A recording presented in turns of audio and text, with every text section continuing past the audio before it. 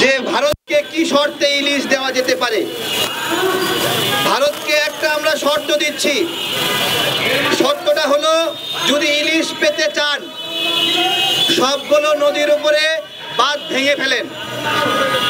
আমরা একটা নির্দিষ্ট সময়ে ইলিশ ধরবো না, ওই সময় যদি এই নদী দিয়ে আপনাদের পর্যন্ত ইলিশ পৌঁছাইতে পারে, ইলিশ যদি উজানে পৌঁছাইতে পারে ওগুলো আপনারা ধরবেন।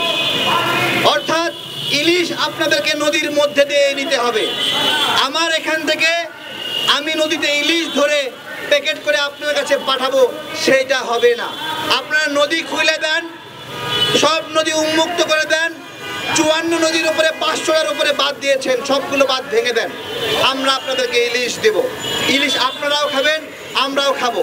আমরা ঈদে ইলিশ খাবো, আপনারা পূজায় ইলিশ খাবেন, কিন্তু নদীগুলো সব খুলে দেন। ভারতকেই বলি, আমাদের নদীগুলো যদি বন্ধই রাখেন ইলিশ হবে কই থেকে? হ্যাঁ, আপনারা তো পদ্মার ইলিশ চাচ্ছেন, কিন্তু পদ্মার পানি আপনারা বন্ধ করে দিচ্ছেন।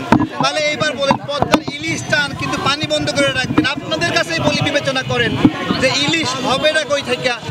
আজকে ইলিশের দাম বেশি কেন আপনারা বুঝতে পারছেন অবশ্যই।